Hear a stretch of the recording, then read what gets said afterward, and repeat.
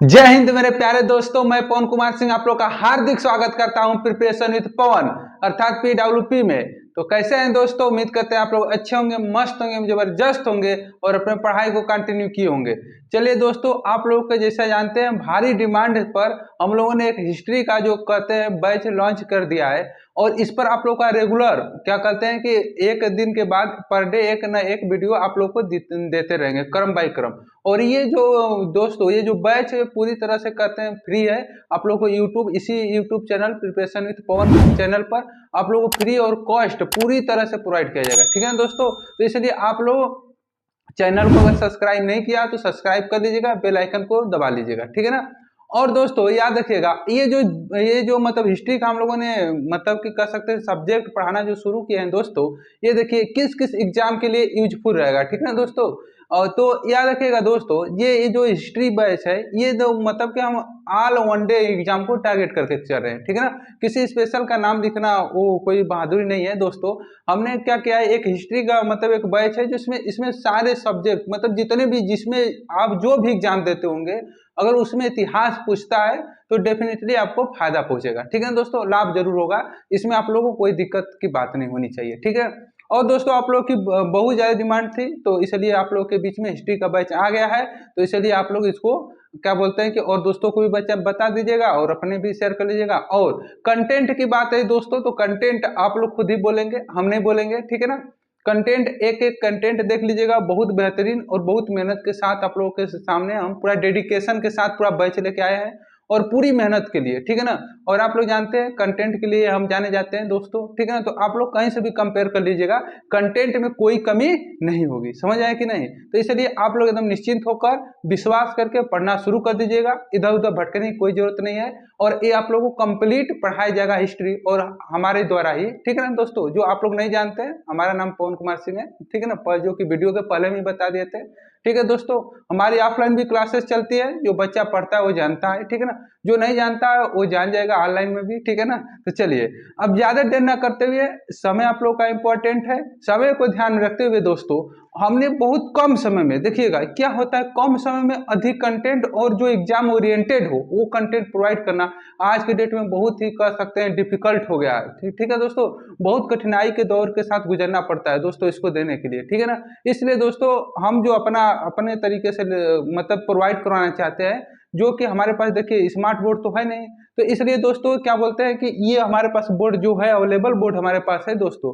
इस बोर्ड पर हम क्या करते हैं, पहले ही आप लोगों को कंटेंट जो है लिख देंगे ताकि आप लोग का समय बचेगा। जो कंटेंट हम 1 घंटे में डिलीवर करते हैं दोस्तों, वो 1 घंटे में देंगे, इस तरह लिख लिख कर पढ़ाएंगे। इस तरह लिखने की वजह से आप लोगों को 15 से 20 मिनट में आप लोगों को मिल जाएगा। ठीक है ना। इस तरह आप लोगों का समय बचेगा, क्योंकि हर एक कम्पिटेटिव एग्जाम का पेपर देने वाला बच्चे के लिए समय बेहद खास होता है। ठीक है ना दोस्तों। तो इसलिए आप लोग इस बात को ध्यान दीजिएगा कि आप लोग के समय को बचाने के लिए ही ऐसा काम हुआ है। ठीक है।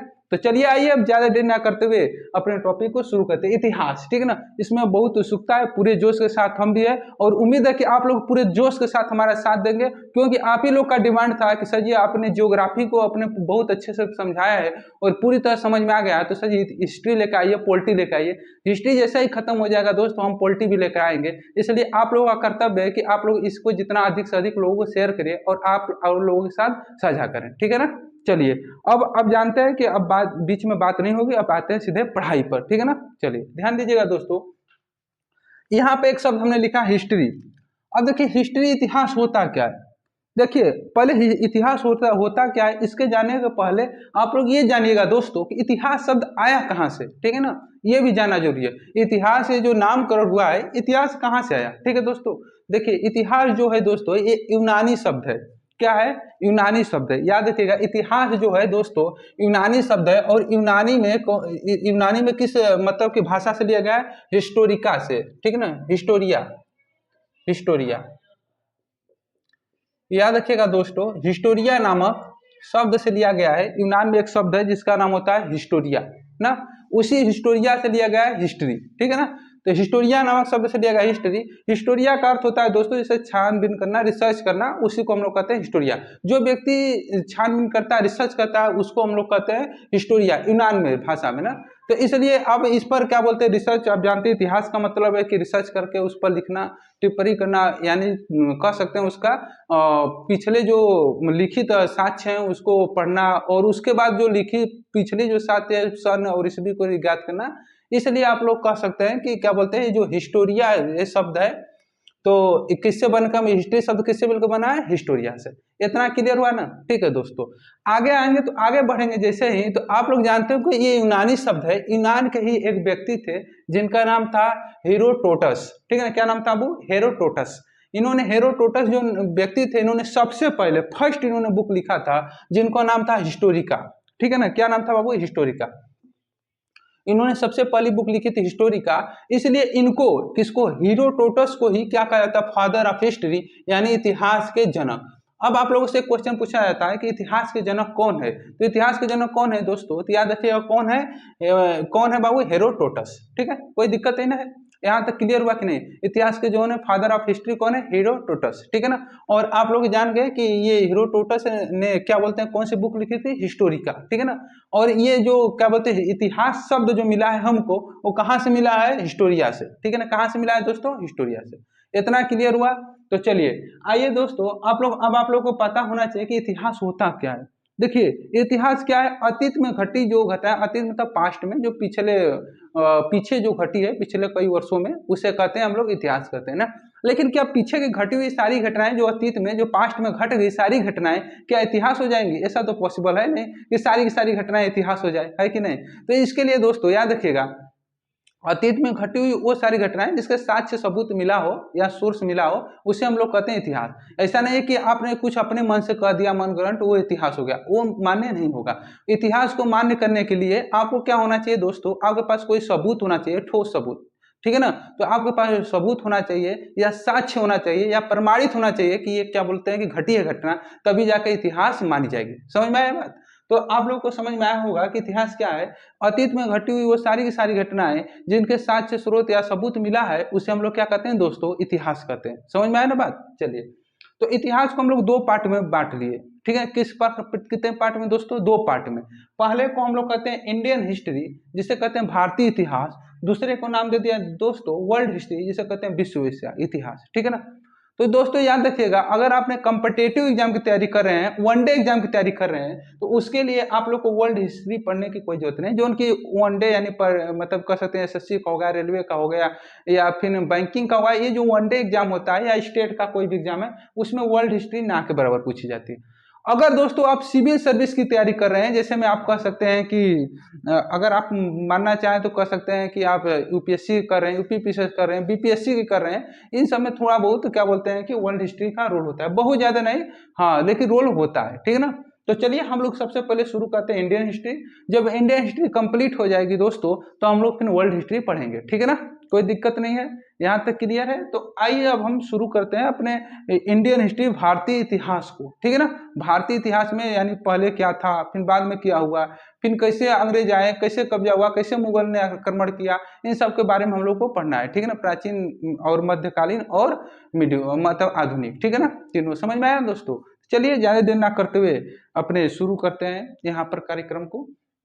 तो पहला जो है एंशियंट इंडिया, यानी प्राचीन भारत। ठीक है दोस्तों, देखिए हम जानते हैं कि क्या बोलते हैं, इंडियन हिस्ट्री को हम लोगों ने तीन पार्ट में बांटा है। पहले का नाम है एंशियंट इंडिया, यानी प्राचीन भारत। दूसरे का नाम है मेडिवल इंडिया, यानी मध्यकालीन भारत दोस्तों। और तीसरे का नाम हो जाएगा मॉडर्न इंडिया, यानी आधुनिक भारत। ये तीनों आप लोगों को दिखाई दे रहा होगा। ठीक है ना। तो हम लोगों ने तीन पार्ट में बांट लिया। ठीक है, अब उसके अनुसार देखिएगा, प्राचीन इतिहास वो इतिहास है जिसमें कि सबसे पहले जो आया था काल, उसे हम लोग प्राचीन काल कहिए। जब ये क्या बोलते हैं, फिर उसके बाद में जो काल आया, एक को मुस्लिम जब आक्रमण किए थे, ठीक है ना, उस समय का क्या कहते हैं, मध्यकालीन काल। और जब अंग्रेज आ गए, जब वो शासन कर लेंगे भारत में, तो क्या हो गया दोस्तों, आधुनिक काल, लेके अब तक। और 1947 के बाद जो दोस्तों चलता है काल, उसे हम लोग कहते हैं समकालीन भारत। ठीक है ना, यानी कि वो पंडित जवाहरलाल नेहरू और इंदिरा गांधी की जो मतलब समकालीन थे, उसे कहते हैं समकालीन काल। ठीक है, यहाँ तक क्लियर, कोई दिक्कत नहीं है।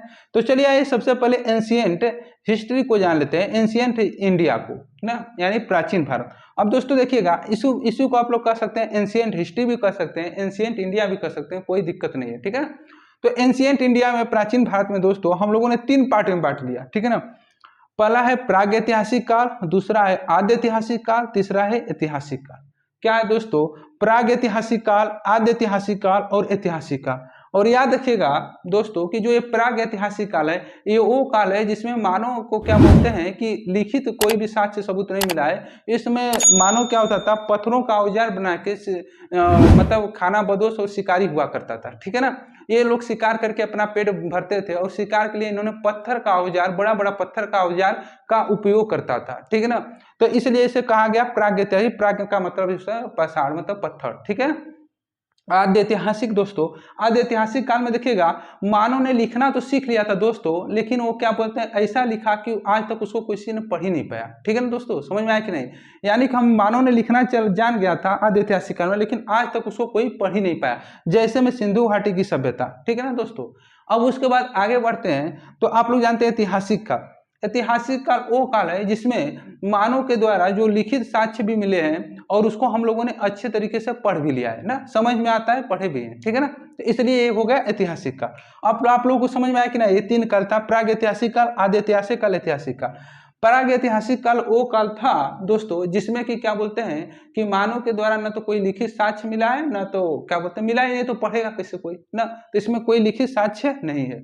दूसरा काल में दोस्तों आद्य ऐतिहासिक काल में, ध्यान दे दीजिएगा क्वेश्चन पूछता है इससे ना। आद्य ऐतिहासिक काल में देखिए मानव के द्वारा लिखित साक्ष्य तो मिला है, लेकिन आज तक कोई व्यक्ति पढ़ ही नहीं पाया इसको ना, तो इसे कहते हैं आद्य ऐतिहासिक काल ना, यानी अधूरा अभी जानकारी प्राप्त है हम लोगों को, ठीक है। आगे जैसे बढ़ते हैं ऐतिहासिक काल में दोस्तों, तो ऐतिहासिक काल में याद रखिएगा कि मानव के द्वारा लिखित साक्ष्य भी मिला है और हम लोग इसमें पढ़ने में सक्षम भी हो सके हैं, यानी आराम से पढ़ लिए, समझ लिए, ठीक है ना। तो ये हो गया ऐतिहासिक काल, ठीक है। अब आइए अब देखते हैं प्राग ऐतिहासिक काल को दो भागों में बांटा गया है दोस्तों। याद रखिएगा पहला है पाषाण युग, दूसरा है ताम्र युग। क्या? पाषाण युग और ताम्र युग। पाषाण का मतलब होता है पत्थर, ठीक है ना। ताम्र का मतलब होता है तांबा, ठीक है। तो पहले सबसे शुरुआत में आया था पाषाण युग, यानी पत्थरों का युग, ठीक है ना, पत्थर का युग, जिसमें मानव शिकारी हुआ करता था, बड़े बड़े औजार पत्थरों का बनाया करता था, ठीक है ना। उसके बाद आगे चल के उसने तांबे का खोज कर लिया, तो तांबे का औजार बना, उसके बाद फिर आकर लोहे का खोज कर लिया आगे चल के, ठीक है ना दोस्तों। तो इस तरह क्या हुआ कि पत्थर से हम लोग शिफ्ट होने लगे किस पर, धातु की तरफ, ठीक है ना। तो इसलिए आप लोग कह सकते हैं इसे कहते हैं पाषाण युग, इसे कहते हैं ताम्र युग या धातु युग भी कह सकते हैं ताम्र युग को, ठीक है ना, क्योंकि पहली खोजी गई धातु थी कौन सी, तांबा, ठीक है। ये भी क्वेश्चन पूछा गया था, तो मानव द्वारा खोजी गई पहली धातु कौन सी हो जाएगी, तांबा, ठीक है दोस्तों। चलिए, तो पाषाण युग में को भी हम लोग दोस्तों तीन भाग में बांटते हैं। याद रखिएगा पहले का नाम होता है पूरा पाषाण काल, दूसरे का नाम होता है मध्य पाषाण काल और तीसरे का नाम होता है नव पाषाण काल, ठीक है दोस्तों। पहले का नाम होता है पूरा पाषाण काल, दूसरे का मध्य पाषाण काल और तीसरे का नाम होता है नव पाषाण काल। अब याद रखिएगा दोस्तों, जो अब ये क्या बोलते हैं कि पाषाण युग को तो तीन भाग में बांट लिया हम लोगों ने, लेकिन ताम्र, अब जैसे ही पाषाण युग बीता, औजार पत्थर के मतलब कि हम लोगों ने यूज करना कम करके तांबे का खोज हो गया, तो तांबे का जब हथियार यूज करने लगे हम लोग, तो उसके बाद लोहे का करने लगे, तो जैसे ही तांबे का हथियार यूज किया हम लोगों ने, तो पाषाण युग से किस में आ गए दोस्तों, ताम्र युग में, समझ में आया कि नहीं, तो तांबे वाले में आ गए, ठीक है ना। तो तांबे वाले में आए तो ताम्र युग हो गया, ठीक है ना। फिर उसके बाद आगे आए तो दोस्तों फिर ऐतिहासिक काल में आए, आद्य ऐतिहासिक काल में दो सभ्यता हम लोग को पढ़नी है, ठीक है ना, सिंधु घाटी सभ्यता और वैदिक सभ्यता, ठीक है। फिर उसके बाद इसी तरह करते हुए फिर मध्यकालीन वाले में जानते हैं मोहम्मद बिन कासिम का आक्रमण हुआ था, ठीक है दोस्तों, 712 ईस्वी में, जिसमें कि ये मुस्लिम शासनकारी थे, ठीक है। उसके बाद आ जाते हैं मॉडर्न वाले में, आधुनिक वाले में, आप लोग जानते हैं 1707 में, उसके बाद धीरे धीरे मुगलों का पतन होने लगा, और उसके बाद क्या हुआ दोस्तों, मुगलों के पतन के बाद अंग्रेजों का उत्कर्ष होने लगा, ठीक है ना। तो अंग्रेज क्या हो गए कि मतलब अपना विकास करने लगे, कंपनियां बनाने लगी, कंपनियां आने लगी, तो इस तरह करके इन सबको हम लोग पढ़ेंगे एक एक करके। लेकिन हम लोग पहले शुरू करेंगे एंशिएंट हिस्ट्री से। किससे दोस्तों, एंशिएंट हिस्ट्री, यानी कि कह सकते हैं किससे बाबू, प्राचीन भारत से हम लोग को शुरू करना है, शुरू से प्राचीन भारत पहले पढ़ेंगे, उसके बाद मिडिवल भारत पढ़ेंगे, उसके बाद मॉडर्न इंडिया पढ़ेंगे, ठीक है ना। इन तीनों को क्रम बाई क्रम पढ़ते चले जाएंगे, इसमें कोई दिक्कत नहीं होनी चाहिए, ठीक है ना। चलिए, तो आगे बढ़ते हैं दोस्तों। तो देखिए इन तिथियों का इतना तो आप लोगों ने लेक्चर तो सुन लिया दोस्तों, लेकिन अभी एक चीज अधूरा लग रहा है, बिना तिथि का आप लोग कोई भी डेट अच्छा नहीं लग रहा है, समझ में नहीं आ रहा। तो तिथि कैसे निकाली जाती है, ये सबसे मोस्ट इंपॉर्टेंट है, ठीक है ना दोस्तों। और तिथि निकालना बहुत आसान होता है, बहुत मतलब कि बहुत बच्चे का ऑफलाइन में भी समस्या रहती है, बच्चे बताता है सही समझ में नहीं आया दोस्तों। देखिए ये तिथि निकालना बहुत आसान है, बस एक बार आप लोग ध्यान से देखिएगा और समझिएगा, ठीक है ना। जैसे दोस्तों मान लीजिए एक यहाँ पर हो गया, एक लाइन ले लीजिएगा, क्या है, एक समय रेखा, ये मान लीजिए समय रेखा हो गई, ठीक है ना दोस्तों। ये समय रेखा हो गई। ध्यान समझिएगा, यहाँ पर मान लेते हैं बीसी और एडी में बहुत कंफ्यूजन होता है कि बीसी क्या है एडी क्या है। दोस्तों याद रखिएगा, मान लेते हैं यहाँ पर कोई बिंदु था बीच में, ठीक है ना, और इसी बिंदु पर ये मान लेते हैं 0 समय था, ठीक है ना, और इसके आगे जाएंगे तो 0 के यार पीछे आएंगे तो ये क्या रहा होगा। देखिए अगर यहाँ पर जाएंगे तो दोस्तों मान लेते हैं यहाँ पर इन्फिनाइट रहा होगा, और यहाँ पर मान लेते हैं कि क्या बोलते हैं कि 3000 रहा होगा, ठीक है ना, यहाँ पर कितना रहा होगा, फिर उसके बाद 2500 रहा होगा, क्योंकि 0 है तो इधर घटता हुआ जाएगा, ठीक है ना, फिर आगे चलेंगे तो 1000 रहा होगा, फिर आगे चलेंगे तो 500 रहा होगा, फिर उसके बाद आगे चलेंगे तो 0 हो गया होगा, ठीक है, कोई दिक्कत नहीं है। और फिर इसी तरह में दोस्तों आगे इसी क्रम में आगे बढ़ेंगे तो यहाँ पर कहेंगे तो आप कह सकते हैं 100 रहा होगा, फिर आगे बढ़ेंगे तो 600 भी हो सकता है, फिर आगे चलेंगे दोस्तों तो 1000 भी हो सकता है, आगे चलेंगे तो 1500 हो जाएगा, और फिर आगे चलेंगे दोस्तों तो क्या हो जाएगा 2000, और वर्तमान में दोस्तों क्या चल रहा है 2024, तो यहाँ पर मान लीजिए क्या हो गया दोस्तों 2024 हो रहा होगा, ठीक है ना, कोई दिक्कत नहीं ना है। अभी तो यहाँ पे इन्फिनाइट तो होगा रहे, इधर हमको पता नहीं है पीछे का, और आगे अभी हमको पता है 2024 में हम लोग जी रहे हैं, ठीक है ना, अभी आगे कितना जाएगा पता नहीं, ठीक है ना। तो आप लोग को यहाँ पता होगा ये जो 0 समय लिए हैं दोस्तों, इसको 0 इसलिए माना गया है कि ये ईसा मसीह का जन्म हुआ था इसी समय, ऐसा माना जाता है कि क्रिश्चियंस का जो थे ईसा मसीह का जन्म, ठीक है दोस्तों, ईसा मसीह का जन्म, ईसा मसीह का जन्म कब हुआ था, वो यहाँ पर 0 वाले में। तो ऐसा माना जाता है कि यहाँ पे इसको इधर वाले समय को हम लोग कहते हैं एडी, इसको क्या कहते हैं बाबू एडी, और इसको कहते हैं हम लोग दोस्तों बीसी, ठीक है ना। तो याद रखिएगा बीसी का फुल फॉर्म होता है दोस्तों, इधर वाले समय को देखिए, इधर जो आया समय इसको बीसी कहते हैं, और इधर जो समय चल रहा है इसे हम लोग क्या कहते हैं एडी। समझ में आया कि नहीं, 0 से जब आगे की तरफ जाएंगे तो इसे कहते हैं एडी, और इधर आएंगे तो बीसी। जब आप लोग 0 से इधर आगे जाते हैं तो ये प्लस में बढ़ता है, और जब ये 0 से इधर आते हैं दोस्तों तो ये क्या होता है घटता है। ये देखिए एरो का चिन्ह बताएगा आप लोग को कि किधर जा रहे हैं, ठीक है ना। तो ये तीर का निशान बता रहा होगा, 0 से जब इधर आएंगे तो ये घटेगा, 0 से इधर जाएंगे तो बढ़ेगा, कोई दिक्कत ही नहीं है। तो याद रखिएगा दोस्तों, पहले ये बीसी का फुल फॉर्म जान लीजिए, इसे कहते हैं बिफोर क्राइस्ट, ठीक है ना दोस्तों, इसे कहते हैं बिफोर क्राइस्ट, या हिंदी में कह सकते हैं इसे कहते हैं इस बिफोर क्राइस्ट इसे कहते हैं, और एडी को कहते हैं एनो डोमिनी। क्या कहते हैं बाबू,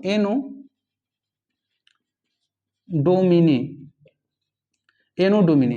अगर इसको ईस्वी कहते हैं, इसको क्या कहते हैं एडी को क्या कहते हैं दोस्तों हिंदी में ईस्वी कहते हैं, ईस्वी को ऐसे लिख लीजिएगा, इसे कहते हैं ईस्वी। और इसे क्या कहते हैं दोस्तों, इसे हम लोग कहते हैं क्या कहते हैं ईसा पूर्व, इसे क्या कहते हैं दोस्तों ईसा पूर्व, इस तरह से लिखते हैं ईसा पूर्व। आप लोगों ने इतिहास की बुक में बहुत देखा होगा ईसा पूर्व और ईस्वी इस तरह से लिखा हुआ रहता है ना। अगर इस तरह नहीं लिखा जाए तो इस तरह लिख सकते हैं ईस्वी, ठीक है ना, कोई दिक्कत नहीं ना, इस तरह से ईस्वी आप लोग लिख सकते हैं ईस्वी। अब देखिए आप चाहें तो अब यहाँ पर बी लिखे चाहे ना लिखे, ई बस लिखा रहता है, ठीक है ना। तो आप लोगों ने जब इतिहास का बुक देखा होगा तो 6, 7, 8 में इतिहास दिया है दोस्तों, तो यहाँ पे ईस्वी लिखा हुआ होगा इस तरह, और यहाँ पे लिखा होगा ईसापुर। लेकिन यहीं पर कहानी खत्म नहीं हो जाती है दोस्तों, याद रखिएगा इधर आ रहे हैं तो क्या हो रहा है बिफोर क्राइस्ट समय क्या हो रहा है, इधर जब यहाँ 0 शुरू का है ईसा मसीह से इधर बढ़ रहा है, इधर जा रहे हैं तो क्या हो रहा है घट रहा है, समझ है कि नहीं। इधर जा रहे हैं तो इधर बढ़ेगा, इधर से इधर आ रहे हैं तो क्या हो रहा है इधर भी कर रहे हैं बढ़ेगा, लेकिन अगर यहाँ से इधर जाएंगे तो घटेगा। देखिएगा अगर ऊपर वाले चिन्ह को देखेंगे आप लोग ध्यान से, तो यहाँ से अगर इधर से अनंत से अगर जाएंगे 0 की तरफ तो क्या होगा बढ़ेगा, ठीक है ना।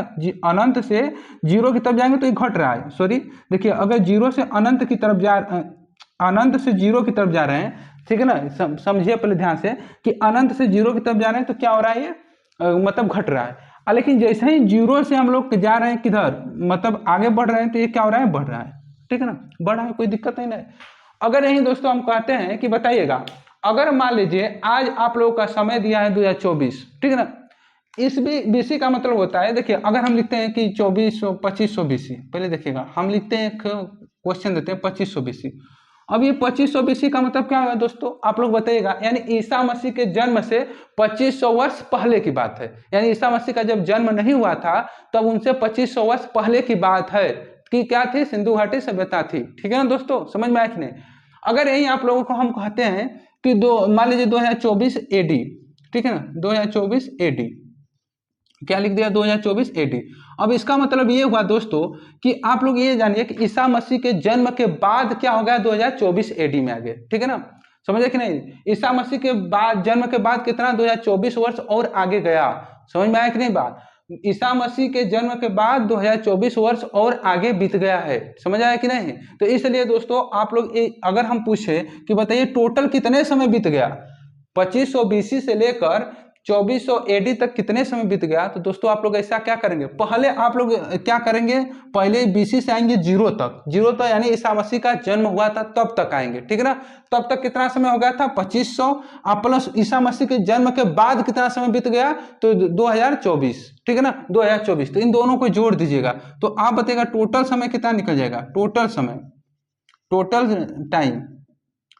टाइम कितना हो जाएगा वो बताइएगा 2500 और ये हो जाएगा 4524, ठीक है ना, कितना हो जाएगा 4524 और ये क्या हो जाएगा 4524 वर्ष बीत गया है कब से, ईसा मसीह के जन्म से, मतलब टोटल ओवरऑल टाइम, ठीक है ना। ओवरऑल टाइम क्या होगा, टोटल टाइम कितना वर्ष का बात हो रहा है 2524 वर्ष पहले की बात हो रही है आज से लेकर, समझ आया कि नहीं। तो यही बात हो जाती है कि इस तरह से आप लोग समय निकाल सकते हैं।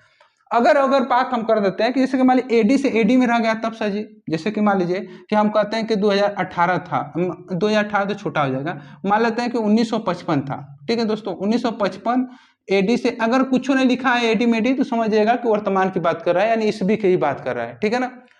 तो 1955 से लेकर अगर हम यहीं पर बात करते हैं दोस्तों मान लीजिए 2000 तक, कितने तक दोस्तों 2000 तक, 2000 एडी तक कितने वर्ष का समय बीता।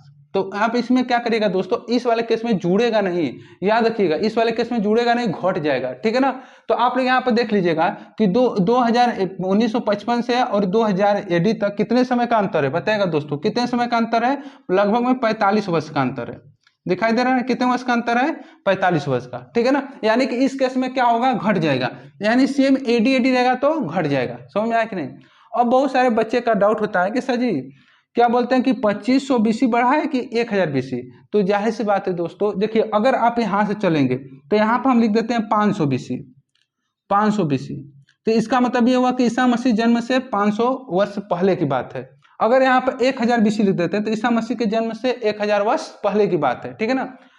और अगर जब यहाँ पे 1000 पर हम आ गए, मान लेते हैं कि सिंधु घाटी सभ्यता 2500 वर्ष की बात है, ठीक है ना, यानी कि जब सिंधु घाटी सभ्यता बनी थी 2500, इसके बाद जब आगे हम बढ़ते हैं दोस्तों तो 2500 से जैसे ही आगे बढ़ेंगे तो यहाँ आएगा 2400, तो यहाँ पर होगा क्या होगा 2300, इसके बाद आगे बढ़ रहे हैं, क्या कर रहे हैं आगे बढ़ रहे हैं सिंधु घाटी सभ्यता से आगे जब बढ़ रहे हैं तो यहाँ पर 2500 है तो यहाँ पर क्या हो जाएगा 2400, तो यहाँ पर क्या होगा 2300, तो इसी तरह करते करते जीरो तक जाएगा, यानी बढ़ेगा। जब बीसी बढ़ता है तो माइनस की तरफ जाता है, मतलब घटता हुआ जाता है, ठीक है ना। जब बीसी बढ़ता है तो घटता हुआ जाता है और जब एडी बढ़ता है तो ये क्या बढ़ता हुआ जाता है, समझ में आया कि नहीं। जब बीसी बढ़ता है तो घटता हुआ जाता है और जब एडी बढ़ता है तो बढ़ता हुआ जाता है।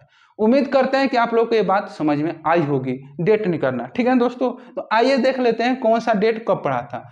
देखिए अगर हम दोस्तों बात करें पाषाण युग की तो पाषाण युग में सबसे पहला था पूरा पाषाण काल। पूरा पाषाण काल का देखिए दोस्तों अलग अलग बुक में अलग अलग दिया है ना कि अभी तो उसके पहले कोई और काल हम लोग को ज्ञात नहीं है, ज्ञात था पूरा पाषाण काल। तो अज्ञात काल से कहीं पर 800 दिया है, कहीं पर 1000 दिया, 8000 यहाँ कहीं पर दिया है, कहीं पर मतलब 1000 10000 दिया है, कहीं पर 12000 भी दिया है, कहीं कहीं पर 15000 भी दिया है, ठीक है ना दोस्तों।